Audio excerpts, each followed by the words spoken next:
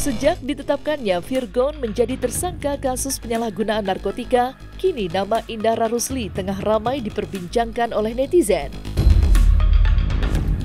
Ya, meski tak banyak bicara soal kasus yang dialami oleh mantan suaminya itu, namun Indara baru-baru ini sukses mencuri perhatian, di mana ia turut menyertakan komentar dikala sang mantan suami yang mengaku pertama kali melakukan tindakan tersebut.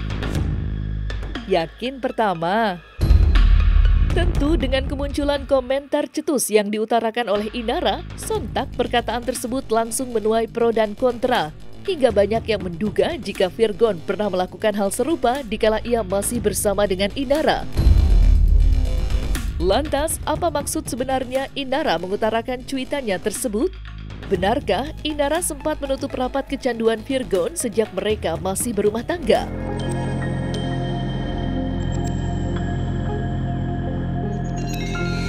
Mudah-mudahan insya Allah itu jadi yang pertama dan terakhir. Mudah-mudahan insya Allah kedepannya saya berdiri yang lebih baik lagi. Terima kasih kepada segenap individu yang sudah berbaik hati dalam proses saya menjalani proses hukum yang berjalan, dan juga terima kasih atas perhatian kepada teman-teman semua. Sekali lagi saya mohon maaf saya sebesar-besarnya. Terhadap saudara PTP sendiri, yang bersangkutan mengakui pernah mengkonsumsi narkotika pada tahun 2012, namun sempat berhenti dan baru mulai mengkonsumsi lagi pada tahun ini, dan pada akhirnya diamankan oleh petugas. Sedangkan untuk saudari PA sendiri, yang bersangkutan baru pertama kali menggunakan narkotika jenis sabu bersama dengan PTP. Dari ketiga tersangka ini memiliki motif berbeda-beda. Untuk PTP sendiri, yang bersangkutan mengkonsumsi narkoba tujuan untuk menurunkan berat badan, hanya menggunakan untuk keperluan pribadi. Saya juga ingin menyampaikan atas tindakan saya dalam penyalahgunaan. Saya ingin mohon maaf kepada semua pihak, masyarakat Indonesia, keluarga saya, ketiga anak saya, orang-orang di label, teman-teman saya di BEM. Kalau kita lihat ini dari pertama di sequence ketika dia ambil mic-nya itu dia udah pegang dua gitu kan. Itu bahasa tubuhnya sangat tidak nyaman, terus kemudian penuh dengan ketakutan, lihat dari matanya. Ini di sisi lain juga terlihat juga sedih karena dia sudut mulutnya juga turun ke bawah gitu ya. Terus ini kan ketika di sepanjang statement dia cenderung untuk tidak berani menatap ke depan. Nggak berani natap ke depan, ya berarti di titik ini di sini kan udah terbukti bahwa dia memang tertangkap gitu kan ya, dan tertangkap basah kan di titik itu kan, dia jadi udah nggak bisa lari kemana-mana, makanya ini pasti nunduk terus sepanjang ini. Perhatikan dia nggak pernah menatap ke depan, ketemu dengan ngelihat teman-teman awak media ya, terus tangannya juga seperti ini, dan posisi very insecure, jadi dia harus merasa lebih nyaman gitu. Tetap posisinya, state-nya tetap seperti itu, baru melihat ke depan ketika di bagian ini nih. Sedikit ngeliat depan tapi lihat matanya bergerak ke samping, ke kiri, ke kanan. Ini posisi orang panik, takut. Nah, itu kira-kira seperti itu sih Mas. Bisa jadi di sini udah lebih ngarahnya bukan nangis karena sedih, tapi karena malunya itu kan. Jadi shame-nya itu kelihatan ya tuh, sehingga kata-kata yang diucapkan itu juga udah very unstructured gitu ya. Jadi nggak jedanya jelas, ngomongnya nggak detail karena salah melakukan apa, terus kemudian ke anaknya tidak dimention juga nama anaknya siapa. Kan biasanya itu kan kalau orang yang memang benar-benar menunjukkan bahwa dia merasa bersalah dengan siapa, very spesifik gitu ya. Nah, ini tidak dia sampaikan, kira-kira gitu sih. Kalau teman-teman lihat di sini posisi mulutnya itu seperti ini, jadi menunjukkan very doubt, ragu-raguan yang luar biasa dengan apa yang dia ucapkan lagi. Jadi benar nggak tadi saya ngomongnya, kira-kira seperti itu. Itu udah nunjukin bahwa ya istilahnya udah benar-benar drop gitu ya, secara emosional drop. gitu ya. Jadi udah kayak udah nggak ada daya lagi ya.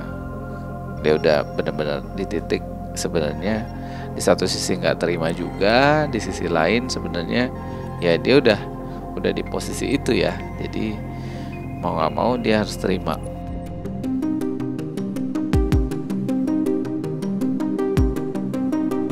Terjerumusnya Virgon ke lembah narkoba tidak bisa dipungkiri karena lingkungan pergaulan. Diketahui, tertangkapnya Virgon dengan seorang wanita yang belakangan diketahui adalah kekasih barunya turut membuat Eva Manurung kecewa. Terlepas dari permintaan maaf yang disampaikan oleh Virgon, Eva Manurung secara gamblang menyatakan jika dirinya masih berharap besar Virgon bisa kembali pada Inara.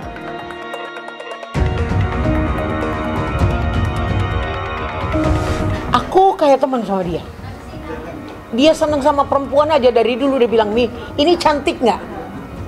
Dia selalu cerita, ini orangnya langsing loh, Mi. Rambutnya panjang, hidungnya seperti ini, cuman giginya nggak bagus, Mi. Berarti kan aku seperti temen kan aku sama dia. Terus dia bilang gini, Mi, kalau aku umpamanya nanti mau nikah lagi, Mami mau nggak ngelamar? Mau dong. Tapi apakah nggak bisa? Aku cuma bilang, Bang, masih bisa nggak balik untuk anak-anak? Pengennya sih seperti itu. Maksudnya gini loh, yang sudah ada dengan bentuk kesalahan-kesalahan itu bisa dirubah. Daripada kamu mencari yang baru, ya itu kan harus banyak yang harus disikapin dari awal tuh, dari titik nol, kenalan dulu pribadinya kayak apa, ini dulu ini berjalannya waktu begini, emosinya kayak apa. Ini kan yang udah ada kan udah tahu kan, kenapa nggak dibenahi gitu? Tapi itu semua berpulang sama mereka, saya nggak mau maksain. Karena di kemudian hari kalau ada apa-apa gini, Mami sih, ini sih Mami yang nyuruh kita balik kan, ini kan, aku nggak mau digituin. Aku wacana, tidak memaksa, ya. Kalau iya berharap, tapi kalau memang ya udah enggak, ya sudah, mau diapain? Ya, kamu lihat dengan segala konsekuensinya apa yang terjadi. Kamu sama anakmu harus berbagi waktu, potong sana, potong sini waktunya, ketemu mungkin harusnya bisa satu hari cuma 3 jam, kan gitu. Aku cuman nggak usah dibahas yang lain-lain, anak. Yang sekarang aja kita bahas, Mami mengasihi kamu. Nggak mungkin saya ngomong sama anakku, aku matikan kamu di sini, nggak mungkin. Itu saya bukan orang tua. Anak saya itu perlu ditolong. Saya mengucap terima kasih sama polisi. Polisi nangkep anak saya. Bagaimana kalau polisi nggak nangkep anak saya ode? Saya thank you for God. Tuhan turut campur lewat tangan polisi, kan gitu. Aku metik hikmahnya seperti itu. Untuk gagal bukan gagal ya. Tetapi semua orang punya perjalanan hidup.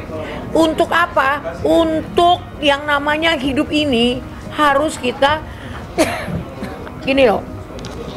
Kalau kita mau naik kelas dalam hidup ini ya, ada tahapan-tahapan yang harus kita naikin. Oke? Mungkin kalau seperti kita naik tangga, step pertama, step kedua, step ketiga, step keempat, mungkin kesananya agak-agak ada banyak polisi tidur, mungkin ada gimana kan gitu. Itu yang harus dilalui kan gitu.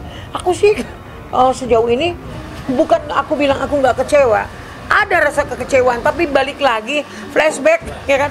Dulu gua masih muda juga banyak melakukan kesalahan, maupun itu mungkin di dalam penyanyi, maupun itu mungkin di dalam keluarga atau kakak beradik. Gitu loh, ada banyak hal ya kan, dari segala aspek kehidupan kita. Nggak mungkin orang nggak punya salah. Dia nggak mau ketemu saya, video call, mungkin dia juga rasa aku salah kan gitu. Aku udah ngecewain nyokap, aku salah gitu kan. Tapi kan buat aku kan bukan itu lagi yang mau dibahas. Yuk come on ya, grow up. Jadilah Virgon yang punya new character, bukan yang seperti kemarin-kemarin kan gitu. Siapapun di kemudian hari, wanita yang kamu dambakan pasti ngelihatnya kan juga, kalau kayak begini terus kan gak ada yang mau pasti. Aduh enggak, aku pun banyak salah. Oke? Namanya orang tua, ya kan? Aku ngidupin anakku sendiri loh. Sendiri. nafkahin sendiri sampai anakmu ini bikin ono sendiri, aku nggak punya siapa-siapa. Ketika aku harus mengadu sama siapa? Aku tembok. Dulu pada waktu ini istilahnya masih mereka kecil-kecil, genteng aja rusak, saya naik ke genteng mau minta tolong sama siapa? Ibu pas bapak. Maksudnya kan itulah yang bikin aku nih berjuang untuk kalian yang aku kasih, yang aku sayangi. Jadi kayak gini nih ceritanya gitu loh. Tapi aku juga flashback ya. Seperti dia yang tidak menerima.